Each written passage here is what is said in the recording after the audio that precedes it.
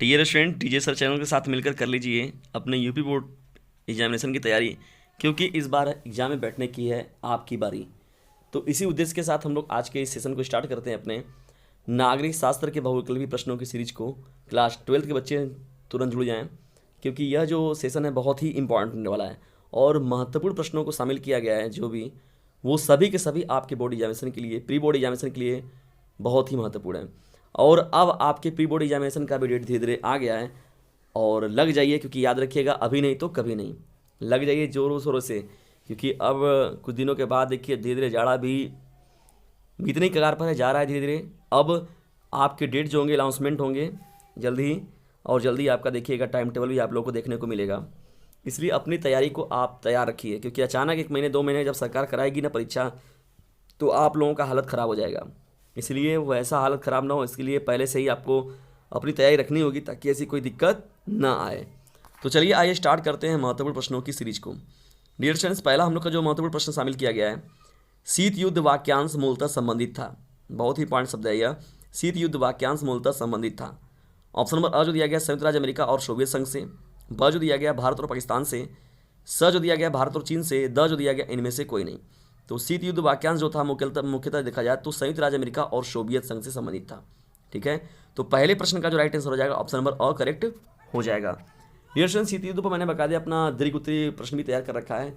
आप जाइए नागरिक शास्त्र का जैसे प्लेलिस्ट खोजेंगे तो उसमें आप देखेंगे तो आपको वो चीज़ें मिल जाएंगी, तो उसे जरूर देखिए, बहुत ही इंपॉर्टेंट है। महत्वपूर्ण प्रश्नों की सीरीज में बढ़ते हैं हम लोग अब दूसरे प्रश्न की ओर। दूसरा हम लोग का प्रश्न है, निम्न में से किसने सर्वप्रथम खुले द्वार की नीति अपनाई। बहुत ही इंपॉर्टेंट प्रश्न है, प्रश्न को एक बार फिर सुन लीजिए। निम्न में से किसने सर्वप्रथम खुले द्वार की नीति अपनाई। ऑप्शन नंबर अ जो दिया गया चीन, ब जो दिया गया दक्षिण कोरिया, स जो दिया गया भारतवर्ष, द जो दिया गया जापान। तो देखिए खुले द्वार की नीति अपनाने वाला जो देश था चीन है। तो दूसरे प्रश्न का जो राइट आंसर हो जाएगा ऑप्शन नंबर अ करेक्ट हो जाएगा। Dear student, DJ sir channel से छपकर पढ़ना है और बोर्ड एग्जामिनेशन के टॉपरों की लिस्ट में बने रहना है। यदि ये उद्देश्य चाहिए तो आपको रेगुलर स्टडी ज़रूर करनी होगी और अपनी सेल्फ स्टडी भी आपको मजबूत कर लेनी होगी। ठीक है, ताकि आप प्री बोर्ड में और बोर्ड एग्जामिनेशन में अपना बेहतर दे सकें। बढ़ते हैं हम लोग नागरिक शास्त्र बहुविकल्पी प्रश्नों की सीरीज में तीसरे प्रश्न की ओर। तीसरा हम लोग का प्रश्न है, संयुक्त राष्ट्र सुरक्षा परिषद की सदस्य संख्या कितनी है। इंपॉर्टेंट प्रश्न है, संयुक्त राष्ट्र सुरक्षा परिषद की सदस्य संख्या टोटल कितनी है। तो डियर स्टूडेंट्स, यहाँ पर जो दिया गया ऑप्शन है, ऑप्शन नंबर अ है 12, ब जो दिया गया है 5, स जो दिया गया है 15 और द जो ऑप्शन दिया गया है 14। तो इस प्रश्न का जो राइट आंसर हो जाएगा ऑप्शन नंबर स करेक्ट हो जाएगा 15। तो संयुक्त राष्ट्र सुरक्षा परिषद की टोटल जो सदस्य संख्या है वो कितनी है, 15 है। तो तीसरे प्रश्न का जो राइट आंसर होगा ऑप्शन नंबर स करेक्ट हो जाएगा। चलिए मोस्ट इंपॉर्टेंट प्रश्नों की सीरीज बढ़ते हम लोग चौथे प्रश्न की ओर। भारत और पाकिस्तान। देखिए भारत और पाकिस्तान का मुद्दा बहुत ही पुराना मुद्दा रहा है, तो मैंने भारत और पाकिस्तान पर जो प्रमुख मुद्दे हैं, प्रमुख जो बातें हैं, मैंने अलग से दीर्घोत्तरीय प्रश्न में शामिल करके बना रखा है इन पर वीडियो। आप जाइए भारत पाकिस्तान विवाद नाम से आपको वो पूरा का पूरा मिल जाएगा। वहाँ से आपके बहुत से जो डाउट होंगे पूरे के पूरे भारत और पाकिस्तान से रिलेटेड पूरे के पूरे क्लियर होंगे। उसके लिए आपको नागरिक शास्त्र के प्लेलिस्ट में ज़रूर जाना होगा। और जब देखेंगे आप चैनल पर, जब डीजे सर चैनल का पेज खोलेंगे तो वहाँ पर देखेंगे, जब प्लेलिस्ट वाला ऑप्शन को खोलेंगे तो उसमें देखेंगे सब्जेक्ट वाइज मैंने प्लेलिस्ट को बना रखा है। तो वहाँ से जाएंगे तो आपको खुद ही स्वतः सभी प्रश्न जो होंगे वो मिल जाएंगे, अवेलेबल हो जाएंगे, और वहाँ से आपके डाउट जो होंगे वो बहुत ज़्यादा क्लियर हो जाएंगे। तो चलिए देखते हैं हम लोग चौथे प्रश्न को। चौथा देखिए हम लोग का प्रश्न जो है, भारत और पाकिस्तान के बीच शिमला समझौता पर हस्ताक्षर कब हुए थे। ऑप्शन जो दिया गया, ऑप्शन नंबर अ जो दिया गया 1965 में, ऑप्शन नंबर ब जो दिया गया है 1962 में, और ऑप्शन नंबर स जो दिया गया 1972 में, और ऑप्शन नंबर द जो दिया गया 1998 में। तो इस प्रश्न का जो राइट आंसर हो जाएगा ऑप्शन नंबर स करेक्ट हो जाएगा 1972 में। डियर स्टूडेंट, मैं आपको एक छोटा सा काम भी देता हूँ, आप बताइए हमको, भारत और पाकिस्तान के बीच में जो शिमला समझौता हुआ था तो दोनों देशों के प्रमुख कौन थे, या उन देशों को कौन से दो प्रमुख नेता थे जिनके मध्य ये शिमला समझौते पर हस्ताक्षर किया गया था। तो भारत पाकिस्तान में जिन्होंने अपना हस्ताक्षर किया था वो कौन लोग थे, इनका नाम हमें कमेंट बॉक्स में ज़रूर बताइए, क्योंकि कभी कभी नाम भी पूछ देता है। और फिलहाल में देखिए हस्ताक्षर कब हुआ था, तो ये सन 1972 में हुआ था। तो चौथा जो प्रश्न दिया गया इसका जो राइट आंसर हो जाएगा ऑप्शन नंबर स करेक्ट हो जाएगा। अपने पढ़ाई में आप सभी लोग ला दीजिए अब रंग, क्योंकि आप सभी लोगों को लड़ना है यूपी बोर्ड एग्जामिनेशन से जंग। तो याद रखिएगा डियर स्टूडेंट्स, ऐसे ही आपको अपने अंदर भी दृढ़ता लानी होगी अगर आपको अपना बेस्ट देना है तो।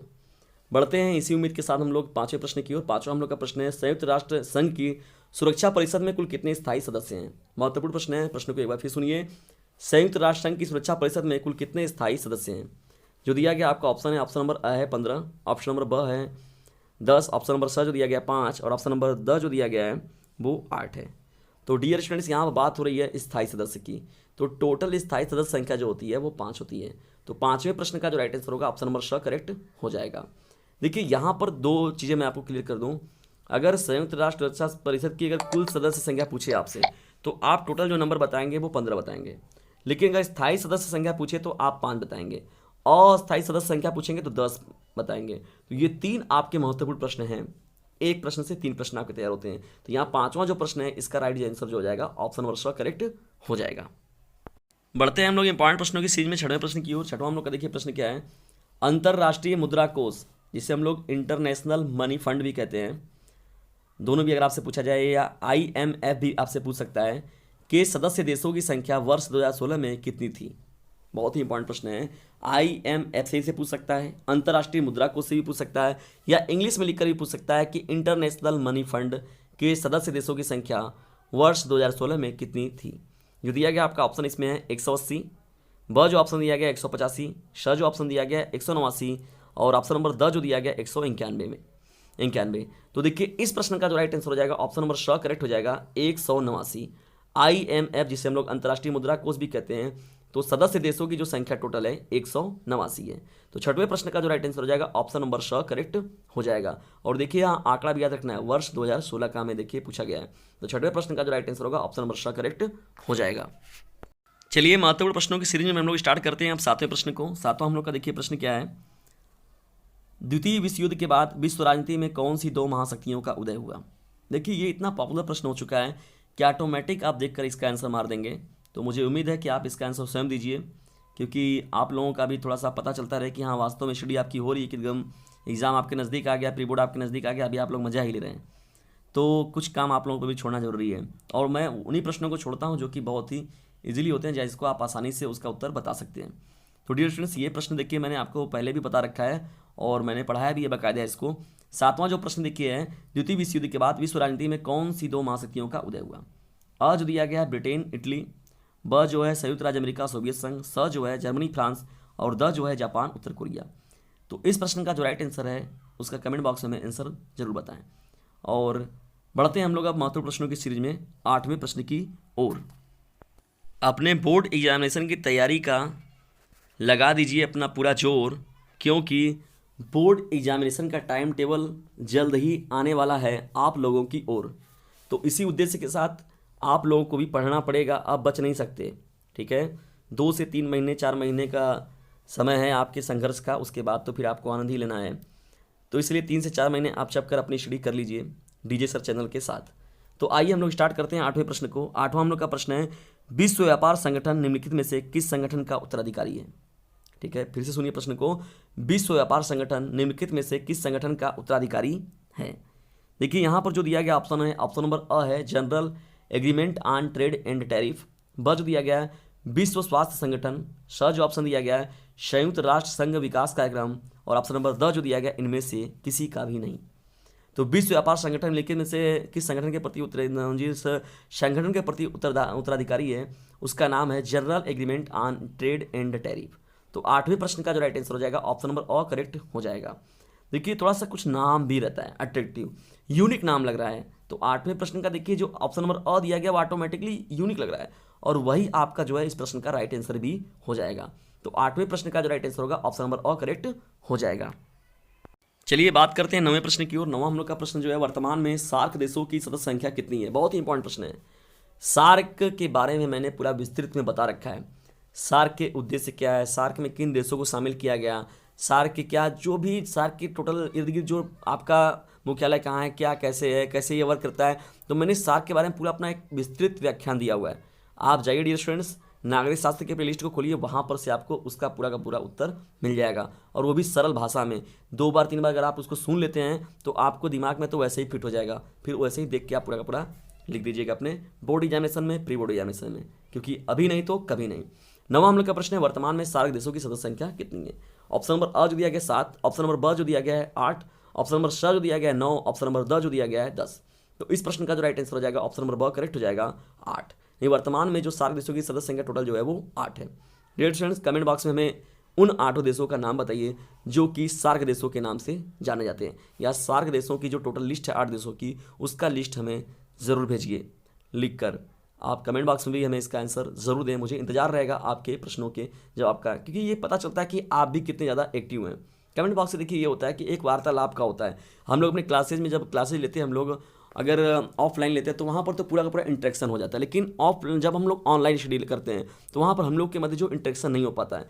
तो कमेंट बॉक्स हो गए, डिस्क्रिप्शन बॉक्स हो गए, व्हाट्सएप ग्रुप हो गया, मुख्य रूप से ये देखिए कॉलिंग हो गया, तो इसी चीज़ों से हम लोग क्या करते हैं, एक दूसरे से वार्तालाप या विचारों का आदान प्रदान होता है। तो मुख्य रूप से देखिए यही माध्यम है। तो आप कमेंट बॉक्स में भी रेगुलर अपना एक्टिव रहा करें, जो भी आपके तथ्य हैं, महत्वपूर्ण बातें हैं, उस पर भेज दिया करें कि नहीं हाँ सर इसका ये होगा ऐसे, क्योंकि आपसे जब फीडबैक मांगा जाता है तो आपको अपना फीडबैक ज़रूर देना चाहिए, ठीक है। तभी इससे पता चलता है कि हाँ वास्तव में आप भी कितने ज़्यादा पढ़ने के लिए एक्टिव हैं।